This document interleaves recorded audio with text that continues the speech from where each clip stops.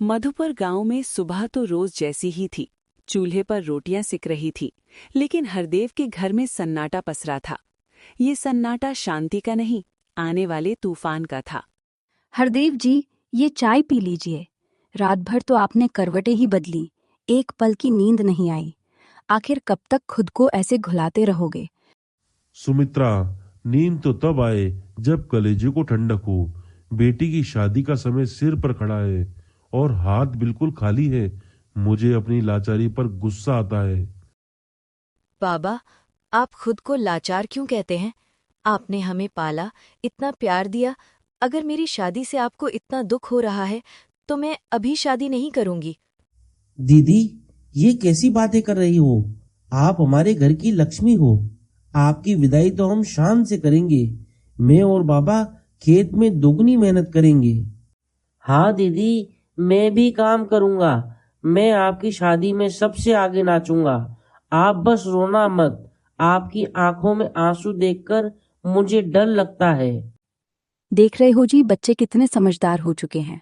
तुम हिम्मत मत हारना, भगवान कोई रास्ता निकाल ही देंगे। रास्ता? बस वही रास्ता नहीं मिल रहा सुमित्रा। किसान की इज्जत उसकी फसल होती है और इस साल मौसम ने कमर तोड़ दी है। हरदेव हुक्का पीने बाहर चला गया। घर के अंदर सुमित्रा पायल के पास बैठी। पायल के हाथ कांप रहे थे। पायल, तूने सुबह से कुछ खाया तक नहीं, चेहरा कितना पीला पड़ गया है। तू घर की जान है, तू मुरझा जाएगी तो हम सब कैसे जिएंगे? माँ, जब घर की छत टपक रही हो और दीवारें हिल रही हो तो भूख किसे लगती है? मुझे बस यही डर है कि मेरी शादी का बोझ बाबा को तोड़ न दे। खबरदार, जो खुद को बोझ समझी। बेटियां तो तकदीर वालों के घर जन्म लेती हैं। लोग जीभें चलाते हैं, चलाने दो। हम सब मिलकर संभाल लेंगे बेटा। माँ, मैं दुनिया के ताने सह सकती हूँ, पर बाबा की झुकी हुई कमर नहीं देख सकती। उनकी आंखों में जो बेबसी है वो मुझे अंदर से काटती है। तभी आंगन में किसी के भारी कदमों की आहट हुई। ये भोलू दलाल था, गांव का वो आदमी जो खुशखबरी कम और लालच ज्यादा लाता था। ओ हरदेव काका, अरे ओ काका, बाहर तो आओ। आज तो तुम्हारे भाग्य का सितारा चमक गया है। क्या क्या हुआ भोलू? सुबह सुबह इतना शोर क्यों? सब खैरियत तो है? अरे काका, बधाई हो। तुम्हारी पायल के लिए ऐसा रिश्ता लाया हूँ कि पूरा गांव देखता रह जाएगा। लड़का शहर का है और सबसे बड़ी बात, सरकारी नौकरी वाला है। सरकारी नौकरी? बोलू तू होश में तो है? हम साधारण किसान और वो सरकारी बाबू, वो हमारे घर रिश्ता क्यों करेंगे?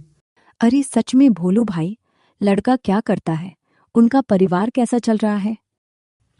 अरे काकी, लड़का तो हीरा है, हीरा। परिवार भी बहुत शरीफ है। बस उनकी एक छोटी सी शर्त है, समझो तो रस्म है। कैसी शर्त भोलू काका? सरकारी नौकरी वालों को तो दहेज लेना मना होता है ना? अरे बेटा, ये दहेज थोड़ी है, ये तो स्टेटस की बात है। उन्हें 10 लाख नगद, 8 तोला सोना और एक मोटरसाइकिल गाड़ी चाहिए। बस इतना सा तो है। 10 लाख और गाड़ी? ये रिश्ता नहीं है बाबा, ये तो मेरी बोली लग रही है। बोलू, 10 लाख? मेरे पास तो 10,000 भी नहीं है। तू हमारा मजाक उड़ा रहा है?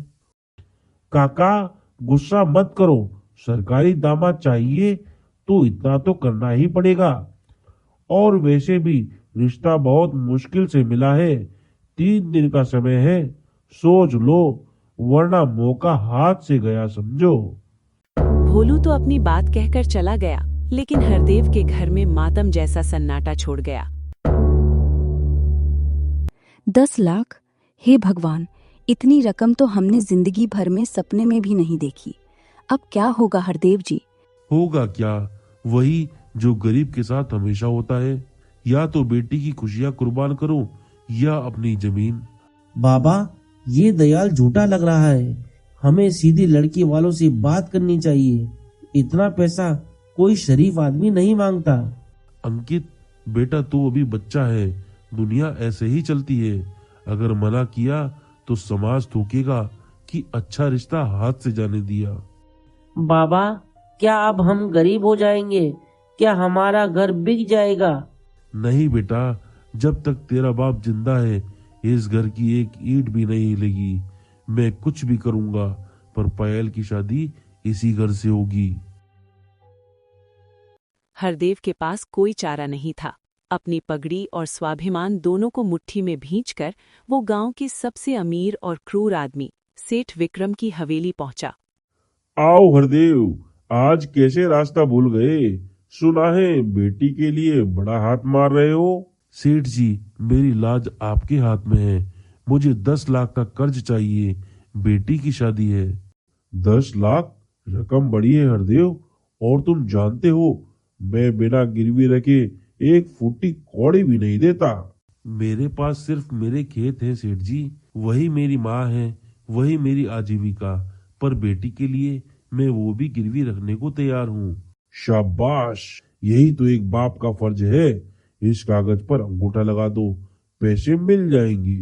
सेठ जी, इसमें क्या लिखा है? मैं अनपढ़ हूँ, मुझे कुछ लिखना पढ़ना नहीं आता। अरे कुछ नहीं, बस इतना लिखा है कि जब पैसे लौटा दोगे तो खेत तुम्हारा वापस। ये तो बस कागजी रस्म है, मुझ पर भरोसा नहीं है। मजबूरी इंसान को अंधा बना देती है। हरदेव ने कांपते हाथों से उस कागज पर अंगूठा लगा दिया, बिना ये जाने कि उसने अपनी जमीन गिरवी नहीं रखी बल्कि बेच दी है। लगा दिया अंगूठा, अब खेत भी मेरा और ब्याज के चक्कर में घर भी मेरा। हरदेव पैसे लेकर घर लौटा। सुमित्रा के चेहरे पर थोड़ी राहत थी, लेकिन पायल का दिल पत्थर हो चुका था। उसने रात को माता पिता की बातें सुन ली थीं। पैसे तो मिल गए सुमित्रा, पर कलेजा मुंह को आ रहा है। अगर फसल अच्छी नहीं हुई तो हम सड़क पर आ जाएंगे। मेरी वजह से बाबा ने अपनी जिंदगी गिरवी रख दी। नहीं, मैं ऐसा नहीं होने दूंगी। अगर मैं ही नहीं रहूंगी तो न शादी होगी, न दहेज देना पड़ेगा, न कर्ज रहेगा। रात गहरी हो गई थी, सब सो रहे थे। पायल ने एक चिट्ठी लिखी और दबे पांव घर से निकल गई। माँ, बाबा, मुझे माफ करना। मैं आपकी बर्बादी का कारण नहीं बनना चाहती। मैं जा रही हूँ ताकि आप लोग जी सके। पायल गांव के पुराने तालाब के पास पहुंची। पानी शांत था, लेकिन उसके मन में तूफान चल रहा था। हे ईश्वर, मुझे माफ करना। मैं आत्महत्या नहीं, अपने परिवार की रक्षा करने जा रही हूँ। पायल ने आंखें बंद की और छलांग लगा दी। पानी की जोरदार आवाज हुई, छपाक, और फिर सन्नाटा। हरदेव जी, उठो जरा, अनर्थ हो गया। पायल अपनी जगह पर नहीं है, और ये चिट्ठी। क्या क्या लिखा है इसमें? नहीं, मेरी बच्ची ऐसा नहीं कर सकती। अंकित, रोहित, चलो ढूंढो उसे। बाबा, तालाब की तरफ चलिए। दीदी अक्सर वहीं उदास होकर बैठती थी। पूरा परिवार दौड़ता हुआ तालाब किनारे पहुंचा। वहां पायल का दुपट्टा पानी में तैर रहा था। पायल! गहरी डुबकी लगाने के बाद अंकित ने पायल को ढूंढ निकाला। वो बेहोश थी, लेकिन सांसें चल रही थी। उसे किनारे पर लिटाया गया। आंखें खोल मेरी बच्ची, तू हमें अनाथ करके कहाँ जा रही थी? माँ, मैं बच गई। क्यों बचाया मुझे? मुझे मर जाने दो, मैं बोझ हूँ। खबरदार जो फिर ऐसा कहा। तू मेरा अभिमान है पायल। भाड़ में जाए दुनिया, हम रूखी रोटी खा लेंगे पर तुझे खोएंगे नहीं। बाबा, देखो तालाब के बीच में क्या हो रहा है। अचानक तालाब का पानी भंवर की तरह घूमने लगा।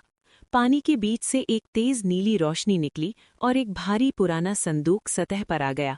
वो खुद ब खुद तैरता हुआ किनारे आ लगा। ये क्या है? संदूक? ये अपने आप बाहर कैसे आया? हरदेव जी, इसे मत छुओ, ये तो कोई जादू टोना लगता है। आज का दिन ही अपशगुन था, सब का सब। हरदेव ने डरते डरते संदूक को हाथ लगाया। संदूक खुल गया और उसमें से एक गूंजती हुई राजसी आवाज आई। डरो मत, मैं कोई भूत नहीं हूं। कौन हो तुम? संदूक के अंदर से आवाज। मैं राजकुमार देवव्रत हूं।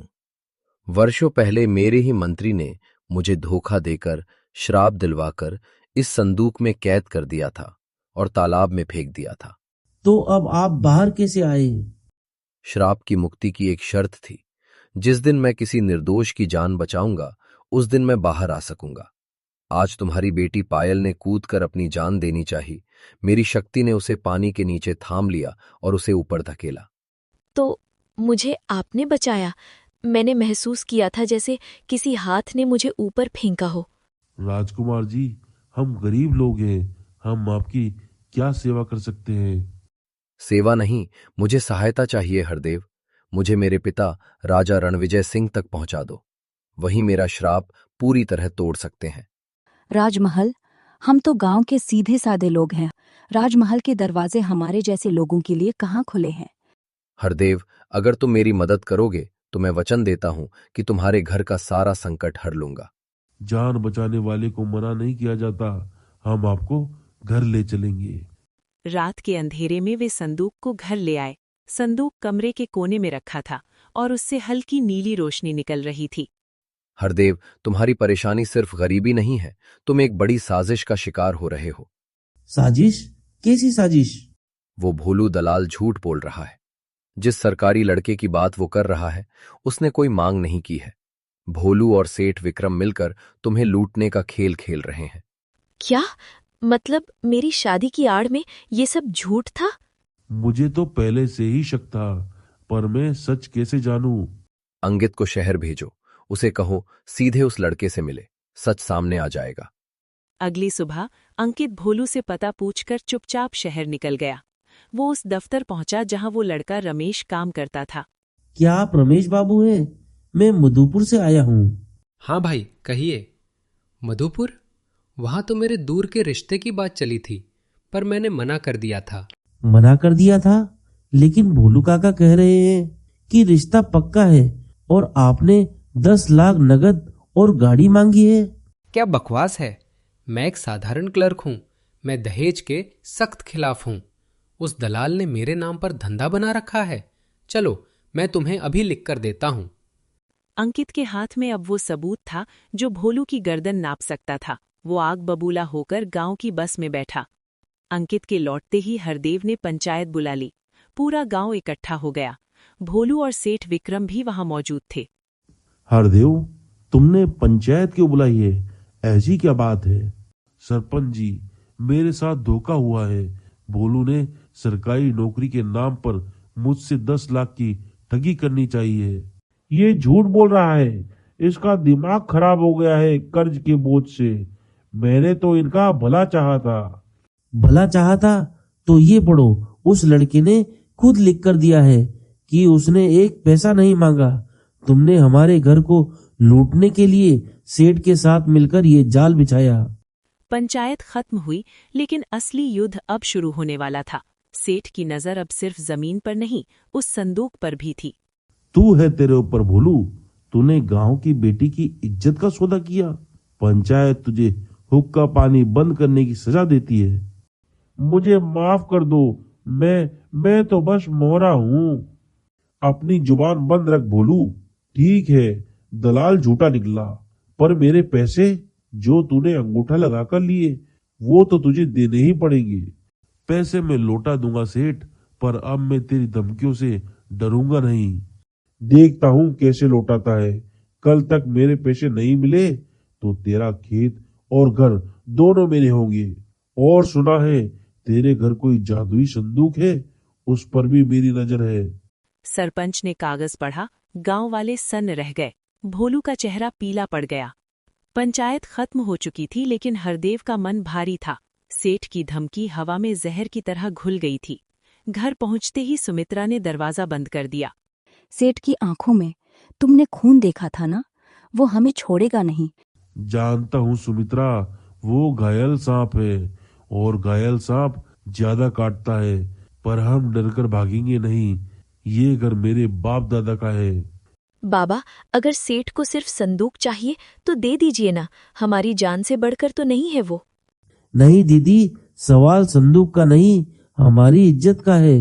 और वैसे भी राजकुमार ने आपकी जान बचाई है। हम उन्हें धोखेबाज सेठ के हवाले कैसे कर दें? बाबा, मुझे डर लग रहा है। क्या वो लोग हमें मार देंगे? मेरे शेर बेटे, डरते नहीं। आज रात मैं और अंकित जागेंगे। तुम सब अंदर वाले कमरे में रहना। तभी कोने में रखा संदूक फिर से चमकने लगा। कमरे में एक अजीब सी ठंडक फैल गई। हरदेव, सावधान रहना। सेठ विक्रम सिर्फ अपनी ताकत लेकर नहीं आएगा, उसके साथ लालच का शैतान भी है।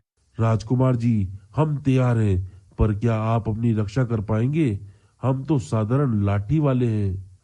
मेरी शक्ति अभी पूरी तरह नहीं लौटी है, पर मैं वचन देता हूं, जिस घर ने मुझे पनाह दी है उस घर की दहलीज कोई पार नहीं कर पाएगा। उधर सेठ विक्रम अपनी हवेली में शराब के नशे में धुत बैठा था। उसका खास गुंडा कल्लू सामने खड़ा था। पंचायत में मेरी बेइज्जती, उस 2 कौड़ी के किसान ने मेरी जुबान पकड़ी। कल्लू, मुझे वो संदूक चाहिए और हरदेव की जमीन भी। सेठ जी, सुना है उस संदूक में कोई जादू है। भोनू बता रहा था कि वो खुद तैर कर बाहर आया। जादू है? दुनिया में सबसे बड़ा जादू पैसा है। अगर वो संदूक जादुई है तो उससे तो मैं राजा बन जाऊंगा। तो क्या हुक्म है मालिक? आज रात ही हमला करो, घर जलाना पड़े तो जला देना, पर वो संदूक मेरे पैरों में होना चाहिए और उस हरदेव को जिंदा मत छोड़ना। समझ गया मालिक। आज रात मधुपुर में दिवाली मनेगी। रात के 2 बजे थे। गांव सो रहा था, पर हरदेव का घर जाग रहा था। अचानक छत पर पत्थर गिरने की आवाज आई। धड़ाम। हे भगवान, आ गए वो लोग। अंकित, लाठी उठा और खबरदार जो दरवाजा खोला। ओ हरदेव, बाहर निकल। सेठ जी का कर्जा चुकाने का समय आ गया है। भाग जाओ यहाँ से, अगर अंदर आए तो सिर फोड़ दूंगा। अच्छा, पिल्ले की आवाज निकल रही है। ए लड़को, दरवाजा तोड़ दो और आग लगा दो छप्पर में। बाहर से मशाले फेंकी जाने लगी। धुआं घर के अंदर आने लगा। पायल और रोहित खांसने लगे। बाबा, धुआं भर रहा है, हम दम घुटकर मर जाएंगे। हे ईश्वर, मेरी परीक्षा मत ले। राजकुमार जी, अब कुछ कीजिए। जैसे ही गुंडों ने कुल्हाड़ी से दरवाजा तोड़ा, एक तेज नीली रोशनी ने उनकी आंखों को चुंधिया दिया। अरे, ये क्या बला है? मेरी आंखें जल रही है। मूर्खों, ठहर जाओ। कौन है? कौन बोला? संदूक से निकला प्रकाश एक विशाल रक्षक यानी शैडो वॉरियर में बदल गया। वो हवा में लहराता हुआ दरवाजे पर खड़ा हो गया। इस घर की एक ईंट भी हिलाई तो भस्म हो जाओगे। भूत! सेठ जी ने नहीं बताया था कि यहाँ भूत भी है। भागो! अरे रुको डरपोको, ये सब नजर का धोखा है, मारो इसे। कल्लू ने जैसे ही लाठी चलाई वो हवा में ही रुक गई, जैसे किसी अदृश्य हाथ ने पकड़ ली हो। अगले ही पल कल्लू हवा में उछला और दूर जा गिरा। हाय मेरी कमर, ये जादू है भाई। भागो, वरना जान नहीं बचेगी। सारे गुंडे अपनी मशाले छोड़कर उल्टे पांव भाग खड़े हुए। सेठ विक्रम जो दूर खड़ा तमाशा देख रहा था, ये देखकर सन्न रह गया। ये तो सच में कोई शक्ति है। ये साधारण संदूक नहीं है। गुंडों के जाने के बाद भी घर में खामोशी थी। सब संदूक की तरफ देख रहे थे, जो अब शांत हो चुका था। हे देवता, आप जो भी हैं, आज आपने हमारे सुहाग और बच्चों को बचा लिया। राजकुमार जी, आपका यह रूप देखकर तो मैं भी डर गया था। हरदेव, ये सिर्फ एक छलावा था। मेरी असली शक्ति तब लौटेगी जब मैं अपने पिता के पास पहुंचूंगा। लेकिन याद रखो, सेठ विक्रम अब और बड़ी तैयारी के साथ आएगा। राजकुमार जी, अब हम क्या करें? यहाँ रहना तो मौत को दावत देना है। हमें आज रात ही निकलना होगा, राजमहल की ओर। वही एकमात्र सुरक्षित जगह है। पर राजमहल तो बहुत दूर है और रास्ते में घना जंगल है। जंगल के जानवरों से लड़ा जा सकता है बेटी, पर शहर के इन भेड़ियों से नहीं। चलो, अपना सामान बांधो, हम अभी निकलेंगे। सुबह की पहली किरण फूटने से पहले हरदेव ने बैलगाड़ी तैयार की। घर छोड़ते समय सबकी आंखें नम थीं। पता नहीं अब वापस आना नसीब होगा या नहीं। मेरा ये बसा बसाया घर, मेरी दीवारें, मेरे आंगन। घर ईंट पत्थर का नहीं, परिवार का होता है सुमित्रा। हम साथ हैं तो घर साथ है। जल्दी करो। बाबा, संदूक को भूसे के नीचे छुपा देते हैं। अगर किसी ने देख लिया तो मुसीबत होगी। मैं भी संदूक के पास बैठूंगा। मुझे अब इससे डर नहीं लगता। ये हमारा दोस्त है। बैलगाड़ी चुपचाप गांव की पगडंडी से बाहर निकल गई। पीछे छूट गया वो तालाब, वो खेत और वो यादें। दोपहर होते होते वे जंगल के रास्ते पर थे। सूरज सिर पर था और गर्मी से बुरा हाल था। तभी दूर से घोड़ों की टाँपें सुनाई दी। अंकित, गाड़ी रोक, कोई आ रहा है। हे भगवान, कहीं सेठ के आदमी तो नहीं? नहीं बाबा, ये तो कोई सिपाही लग रहा है। इसकी वर्दी चमकदार है। एक घुड़सवार उनके पास आकर रुका। उसका चेहरा रौबीला था और कमर पर तलवार लटकी थी। ये शाही सवार था, राजा का खास दूत। ऐ मुसाफिरों, रुको। क्या तुम लोगों ने कोई अजीब घटना देखी है या कोई चमकती हुई चीज? जी नहीं सरकार, हम तो गरीब किसान हैं, शहर जा रहे हैं मजबूरी के लिए। झूठ मत बोलना। राजा रणविजय सिंह को खबर मिली है कि माधोपुर के तालाब में कोई देवीय वस्तु निकली है। हमें उसे खोजने का आदेश है। बाबा, ये राजा का आदमी है, शायद हमें सच बता देना चाहिए। हरदेव, इस पर भरोसा करो। ये मेरे पिता का सबसे वफादार अंगरक्षक प्रताप है। ये मुझे पहचान लेगा। सिपाही जी, आप जिसे ढूंढ रहे हैं वो हमारे पास है। क्या? दिखाओ। अगर झूठ बोला तो सिर धड़ से अलग कर दूंगा। हरदेव ने भूसा हटाया। संदूक को देखते ही शाही सवार की आंखों में चमक आ गई, लेकिन लालच की नहीं, पहचान की। ये नक्काशी, ये राज चिन्ह, ये तो छोटे राजकुमार देवव्रत का संदूक है जो सालों पहले गायब हो गया था। प्रताप, क्या तुम मुझे भूल गए? राजकुमार, ये आपकी आवाज है। अनर्थ हो गया।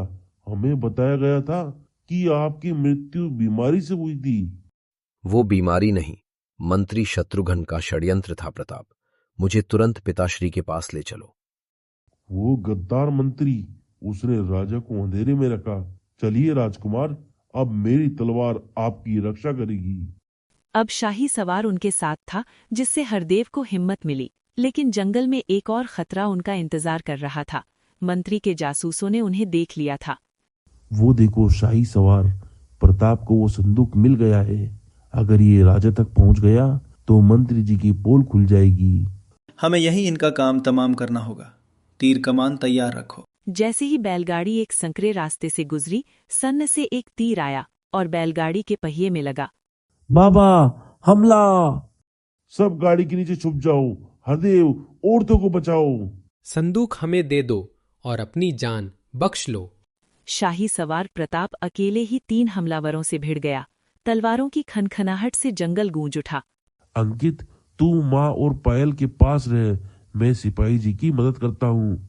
नहीं जी, तुम मत जाना प्लीज। किसान का हाथ सिर्फ हल चलाना नहीं जानता, वक्त आने पर लाठी भी बजा सकता है। हरदेव ने हिम्मत दिखाकर एक हमलावर के सिर पर लाठी दे मारी। हमलावर गिर पड़ा। राजा के निशान वाले संदूक को हाथ लगाने की सोचना भी मत। लेकिन तभी एक हमलावर ने पीछे से पायल पर तीर तान दिया। हथियार डाल दो, वरना ये लड़की मरी। नहीं पायल। कायरो। संदूक का ढक्कन जोर से खुला और उसमें से एक तेज हवा का झोंका निकला। हवा ने उस तीर को मोड़ दिया और वो तीर जाकर हमलावर के ही पैर में लगा। ये कौन सा जादू है? भागो! शाबाश हरदेव। शाही सवार ने घायल हमलावर को दबोच लिया। बाकी भाग गए। खतरा टल गया था, लेकिन हरदेव का परिवार बुरी तरह सहम गया था। बाबा, हम कहाँ फंस गए? ये तो युद्ध है। हाँ बेटी, ये युद्ध ही है, धर्म और अधर्म का। और तुम लोग अब साधारण किसान नहीं, सच के सिपाही हो। सिपाही जी, ये हमलावर कौन थे? देखो इसकी कलाई पर ये काला नाक का निशान है। ये मंत्री शत्रुघ्न के निजी हथियार हैं। इसका मतलब मंत्री को सब पता चल गया है कि राजकुमार जीवित है। अब हमें और तेज चलना होगा प्रताप। पिताजी खतरे में हो सकते हैं। पर गाड़ी का पहिया टूट गया है, हम कैसे जाएंगे? मेरा घोड़ा है, राजकुमार को घोड़े पर रखेंगे। हम सब पैदल चलेंगे। राजमहल अब ज्यादा दूर नहीं, पर याद रहे अगली सुबह तक हमें पहुंचना ही होगा। अंधेरा छटने वाला था। थके हारे हरदेव, उसका परिवार और शाही सवार प्रताप राजमहल के विशाल पश्चिमी द्वार पर पहुंचे। द्वार पर पहरेदार मुस्तैद थे। रुको, इतनी सुबह कौन हो तुम लोग? और ये संदूक लेकर कहाँ घुसने की कोशिश कर रहे हो? अपनी आंखें खोलो सैनिक, मैं शाही अंगरक्षक प्रताप हूँ। यह राजा का विशेष कार्य है, दरवाजा खोलो।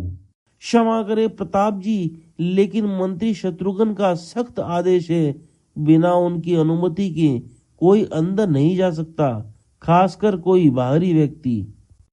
राजा की आदेश से बड़ा मंत्री का आदेश कब से हो गया? अगर एक पल की भी देरी हुई तो राजद्रोह के आरोप में गिरफ्तार कर लिए जाओगे। प्रताप जी, लगता है मंत्री ने पूरी किलेबंदी कर रखी है। चिंता मत करो हरदेव, यह देखो शाही मोहर। अगर दरवाजा नहीं खुला तो मैं इसे तोड़कर अंदर जाऊंगा और तुम्हारी लाशों पर से गुजरूंगा। नहीं सरकार, हम तो बस हुक्म के गुलाम हैं, खोल दो दरवाजा। भारी भरकम दरवाजा चरमराते हुए खुला। हरदेव ने पहली बार राजमहल की भव्यता देखी, लेकिन उसकी आंखों में डर भी था। इतना बड़ा महल, बाबा, क्या सच में राजा हमारी बात सुनेंगे? भगवान करे सब ठीक हो जाए। मेरे पैर तो डर के मारे उठ ही नहीं रहे, जड़ हो गए हैं जैसे। डरने का वक्त नहीं है, हमें सीधे दीवाने खास पहुंचना है, इससे पहले कि मंत्री को खबर लगे। लेकिन खबर आग की तरह फैल गई थी। मंत्री शत्रुघ्न अपने कक्ष में बेचैनी से टहल रहा था। उसका जासूस दौड़ता हुआ आया। मंत्री जी, अनर्थ हो गया। जंगल वाला हमला नाकाम रहा। प्रताप उस संदूक और किसान परिवार को लेकर महल में घुस चुका है। मूर्ख, सब के सब निकम्मे हो। अगर वह संदूक राजा के सामने खुल गया तो मेरी गर्दन कटनी तय है। अब क्या करें मालिक? अगर वो अंदर आ गए हैं तो उन्हें वही रोकना होगा जहां राजा सबसे ज्यादा कमजोर होते हैं। दरबार में मैं साबित कर दूंगा कि वो किसान एक जादूगर है और राजा को मारने आया है। चलो। दरबार लगा हुआ था। राजा रणविजय सिंह सिंहासन पर बैठे थे, लेकिन उनका ध्यान कहीं और था। उनकी आंखों में वही पुराना सूनापन था। तभी प्रताप और हरदेव का परिवार प्रवेश करता है। देखो, शाही सवार प्रताप एक फटेहाल किसान को लेकर आया है। और वो पुराना संदूक क्या है? प्रताप, तुम यहाँ? और ये लोग कौन हैं? हमने तुम्हें जंगल के दौरे पर भेजा था। महाराज की जय हो। मैं जंगल से ही लौटा हूँ, लेकिन खाली हाथ नहीं। मैं आपके लिए वो सच लेकर आया हूँ जिसे बरसों पहले दफना दिया गया था। महाराज, सावधान, प्रताप पागल हो गया है। यह जिन लोगों को लाया है वे बहरूपिये हैं। यह संदूक शापित है, इसमें काला जादू है। नहीं महाराज, हम जादूगर नहीं, आपकी प्रजा हैं। हम मधुपुर से आए हैं। शांत प्रताप, पहेलियां मत बुझाओ, साफ साफ बताओ माजरा क्या है। महाराज, यह संदूक मधुपुर के तालाब से निकला है और इसमें छोटे राजकुमार देवव्रत की आत्मा है। पूरा दरबार सन्न रह गया। राजा अपने सिंहासन से खड़े हो गए। उनका चेहरा पीला पड़ गया। क्या बकवास है यह? मेरा बेटा देवव्रत तो वर्षों पहले मर चुका है। उसका अंतिम संस्कार खुद मंत्री शत्रुघ्न ने करवाया था। बिल्कुल महाराज, यह प्रताप राजद्रोह कर रहा है। यह आपकी भावनाओं से खेल रहा है। सिपाहियों, गिरफ्तार कर लो इन्हें। खबरदार अगर कोई आगे बढ़ा। महाराज, पहले संदूक की बात सुन लीजिए। अगर यह झूठ निकला तो मेरा सिर आप खुद काट दीजिएगा। महाराज, अगर यह जादू होता तो जंगल में इसने हमारी जान नहीं बचाई होती। मंत्री जी झूठ बोल रहे हैं। राजा धीरे धीरे सिंहासन से उतरकर संदूक के पास आई। हरदेव और उसका परिवार एक तरफ हट गया। राजा ने संदूक पर हाथ रखा। यह संदूक, यह तो वही है जिसे मैंने देवव्रत के खिलौने रखने के लिए बनवाया था। यह तालाब में कैसे पहुंचा? महाराज, मत छुइए, यह चाल है। पिताजी। दरबार में जैसे बिजली गिर गई हो। राजा पीछे हट गए। यह आवाज तो देवव्रत की है। हाँ पिताजी, मैं मरा नहीं था। मंत्री शत्रुघ्न ने मुझे जहर देकर बेहोश किया और फिर तांत्रिक विद्या से मेरी आत्मा को इस संदूक में कैद कर दिया। झूठ, यह कोई मदारी है जो आवाज बदल रहा है। महाराज, यह काला जादू है। यह आपको वश में कर लेगा। पिताजी, अगर आपको शक है तो एक सवाल पूछता हूं। चुप कराओ इस संदूक को। चुप रहो शत्रुघ्न, बोलने दो उसे। पिताजी, मेरे 10वें जन्मदिन पर जब हम शिकार पर गए थे, शेर ने मुझ पर हमला किया था। तब आपने मुझे अपनी कमर से एक छोटी चांदी की तलवार दी थी और एक बात कही थी। आपने कहा था, देवव्रत, राजा की असली ताकत लोहे की तलवार में नहीं, उसके न्याय में होती है। ये बात सिर्फ हम दोनों जानते थे पिताजी। राजा रणविजय के पैरों तले जमीन खिसक गई। वे घुटनों के बल संदूक के पास बैठ गए और फूट फूट कर रोने लगे।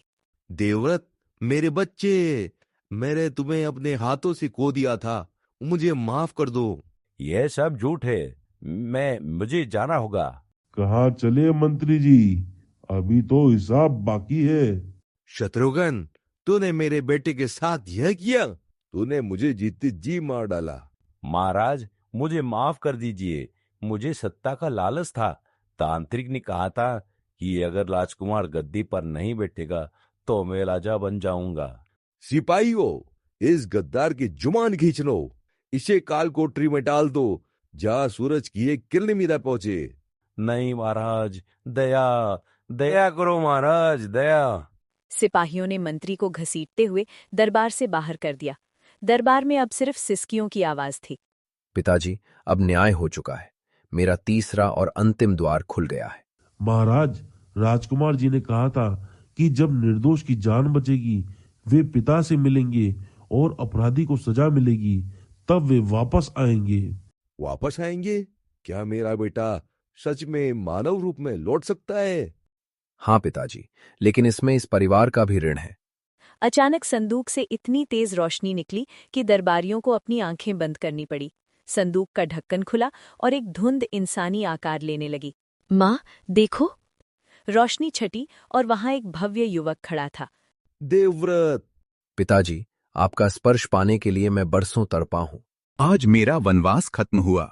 आज अयोध्या में दिवाली मनेगी। राजकुमार देवव्रत, बिल्कुल वैसा ही जैसा सालों पहले था। हरदेव काका, आप क्यों सिकुड़कर खड़े हैं? आज अगर मैं यहाँ हूँ तो सिर्फ आपकी वजह से। राजकुमार जी, हम तो बस माध्यम थे, यह सब ऊपर वाले की लीला है। नहीं हरदेव, ऊपर वाले भी इंसानों के जरिए ही काम करता है। तुमने मेरे बेटे को ही नहीं, इस पूरे राज्य के भविष्य को बचाया है। मांगो, क्या चाहिए तुम्हें? महाराज, आपने दर्शन दे दिए, यही बहुत है। बस मेरे गांव में एक सेठ है। बाबा, डरिए मत। महाराज, सेठ विक्रम ने धोखे से हमारे खेत लिखवा लिए हैं और अब वो हमारा घर जलाना चाहता है। क्या? मैंने कहा था ना कि उस सेठ का हिसाब मैं करूंगा। पिताजी, मुझे सेना की एक टुकड़ी और मुंशी चाहिए। मैं अभी मधुपुर जाना चाहता हूँ। तुम अभी अभी लौटे हो पुत्र? पिताजी, मेरा शरीर लौट आया है, पर मेरी आत्मा को शांति तब मिलेगी जब मेरे इन रक्षकों को न्याय मिलेगा। जाओ पुत्र, अपना राजधर्म निभाओ। प्रताप, पूरी सुरक्षा के साथ जाओ। राजमहल से एक शाही काफिला निकला। सबसे आगे राजकुमार देवव्रत घोड़े पर थे, साथ में प्रताप और पीछे रथ में हरदेव का परिवार। माँ, देखो, हम रथ में बैठे हैं, राजाओं वाली गाड़ी में। धीरे बोल बेटा, मुझे तो अभी भी सपना लग रहा है। कल तक हम जान बचाकर भाग रहे थे, आज राजा के मेहमान। क्या सोच रही है पायल? आंखें कहाँ कहाँ घुमा रही हैं। माँ, राजकुमार जी ने मेरी जान बचाई, फिर हमने उनकी। अजीब रिश्ता बन गया है ना? रिश्ता जो भी हो बेटी, हमें अपनी सीमा नहीं भूलनी चाहिए। वो राजा है, हम प्रजा। काम खत्म होते ही हम अपनी दुनिया में लौट जाएंगे। शाम होते होते शाही काफिला मधुपुर गांव में दाखिल हुआ। धूल के गुबार और घोड़ों की टाप से पूरा गांव इकट्ठा हो गया। अरे देखो, राजमहल की फौज आई है। क्या हरदेव को पकड़ने आई है? नहीं रे, वो देखो, हरदेव तो रथ में बैठा है। और वो आगे कौन है? इतना तेजस्वी चेहरा। ये फौज क्यों आई है? और हरदेव इनके साथ शान से कैसे बैठा है? कल्लू, कल्लू! मालिक, बुरा हुआ। वो आगे वाला घुड़सवार, वो कोई और नहीं, राजकुमार देवव्रत है। लोग कह रहे हैं वो जिंदा हो गए। जिंदा? वो तो संदूक वाला किस्सा सच था। अब तो भागना पड़ेगा। सेठ विक्रम अपने हवेली की छत से ये सब देख रहा था। उसके हाथ से शराब का गिलास छूट गया। वो रहा गद्दार, पकड़ो उसे। सेठ पिछले दरवाजे से भागने ही वाला था कि प्रताप ने उसे देख लिया। सिपाहियों ने सेठ विक्रम और कल्लू को चारों तरफ से घेर लिया। सेठ विक्रम, तुमने इस भोले किसान हरदेव को अनपढ़ जानकर ठगा, कर्ज के नाम पर जमीन हड़पने के कागज बनाए। क्या ये सच है? महाराज, गलती हो गई, मैं ब्याज माफ कर दूंगा, मुझे छोड़ दीजिए। ब्याज? तुमने इज्जत लूटी है सेठ। मुंशी जी, कागज पढ़िए। महाराज, ये कागज साफ धोखा है। इसमें लिखा है कि 10 लाख के बदले पूरी 50 बीघा जमीन और पुश्तैनी घर सेठ का होगा, जबकि हरदेव को सिर्फ 10,000 दिए गए थे। चोर है ये सेठ, चोर है, चोर है सेठ, चोर है। आज से सेठ विक्रम की सारी संपत्ति जब्त करके सरकारी खजाने में डाली जाती है और हरदेव की जमीन उन्हें ससम्मान वापस दी जाती है। महाराज, आपने हमें बचा लिया। उठिए काका, आप झुकिए मत। अब एक आखिरी फैसला बाकी है जो पायल के लिए है। सेठ के पकड़े जाने के बाद चौपाल पर सन्नाटा छा गया। सबकी नजरें राजकुमार देवव्रत पर थीं, जो अब पायल की ओर मुड़ रहे थे। पायल घूंघट की आड़ में सिमटी खड़ी थी। काका, सेठ का हिसाब तो हो गया, लेकिन मेरे जीवन का एक हिसाब अभी बाकी है। कैसा हिसाब महाराज? हम तो आपके कर्जदार हैं। नहीं काका, उस रात तालाब में अगर पायल ने साहस ना दिखाया होता तो मेरा श्राप कभी नहीं टूटता। उसने अपने प्राणों की बाजी लगाकर अनजाने में मुझे जीवन दिया। वो तो संयोग था महाराज, मेरी बेटी का भाग्य था कि वो आपके काम आ सकी। मैं उस संयोग को एक रिश्ते में बदलना चाहता हूँ। भीड़ में खुसर फुसर शुरू हो गई। हरदेव और सुमित्रा एक दूसरे को देखने लगे, समझ नहीं पा रहे थे कि राजकुमार क्या कह रहे हैं। हरदेव जी, क्या आप अपनी बेटी पायल का विवाह मुझसे करेंगे? मैं उसे अपनी अर्धांगिनी बनाना चाहता हूँ। क्या? महाराज, यह आप क्या कह रहे हैं? हम धूल हैं और आप आकाश, यह मेल कैसे संभव है? राजकुमार जी, हम गरीब किसान हैं। महाराज के तौर तरीके हम नहीं जानते। लोग बातें बनाएंगे। लोग बातें तब बनाते हैं जब कोई गलत काम हो। मैं पायल के त्याग और पवित्रता का सम्मान कर रहा हूँ। राजमहल को सोने चांदी की नहीं, ऐसे ही संस्कारों की जरूरत है। क्षमा करे राजकुमार जी, पर यह नहीं हो सकता। पायल, चुप रह तू। बोलने दीजिए माँ। पायल, तुम्हें क्या आपत्ति है? महाराज, मैंने जो किया वो अपनी मजबूरी में किया था। आपके उपकार के बदले मैं राजमहल का सुख नहीं ले सकती, और मेरे बूढ़े माता पिता अकेले कैसे रहेंगे? तुम सुख लेने नहीं, राजमहल का मान बढ़ाने जाओगी पायल। और रही बात माता पिता की, तो दामाद बेटा भी तो होता है। तभी भीड़ के पीछे से नगाड़ों की आवाज आई। महाराज रणविजय सिंह पधार रहे हैं की घोषणा हुई। राजा स्वयं गांव पहुंच चुके थे। देवव्रत सही कह रहा है बेटी। महाराज की जय हो, महाराज की जय हो। हरदेव, तुमने मेरे बेटे को पुनर्जीवन दिया है। अब मैं तुमसे तुम्हारी बेटी मांगता हूँ। क्या तुम एक पिता की झोली खाली लौटाओगे? महाराज, मैं धन्य हो गया। मेरी बेटी आपकी हुई। मैंने तो सोचा था उसके दहेज के लिए मुझे जमीन जायदाद सब बेचना पड़ेगा, पर भगवान ने उसे रानी बना दिया। देख पगली, तेरी किस्मत में तालाब का पानी नहीं, राजमहल का सिंहासन लिखा था भगवान ने अपनी लिपि में। पिताजी, मैं आपकी सेवा करूंगी। सेवा नहीं, राज करना बेटी। तूने मेरे घर का चिराग जलाया है। राजा की घोषणा होते ही मधुपुर झूम उठा। जो गांव कल तक मातम में था, आज वहां दिवाली जैसा माहौल था। अब तो मैं राजा का साला बन गया हूँ। ए अंकित भैया, अब सेठ के बच्चे मुझे नहीं डरा पाएंगे ना? नहीं छोटू, अब कोई हमें आंख नहीं दिखाएगा, पर याद रखना, हमें घमंड नहीं करना। अरे सुमित्रा, तेरी तो लॉटरी लग गई दीदी। कल तक हम सोच रहे थे पायल का क्या होगा, आज वो राजरानी बन रही है। ये सब मेरे भोलेनाथ की कृपा है बहन, और मेरे पति की सच्चाई की जीत है। प्रताप, पूरे गांव में मिठाई बंटवा दो और घोषणा कर दो कि मधुपुर अब कर मुक्त गांव है। यहाँ का हर किसान राजा का मित्र है। राजकुमार देवव्रत की जय, पायल रानी की जय। राजकुमार देवव्रत की जय, पायल रानी की जय।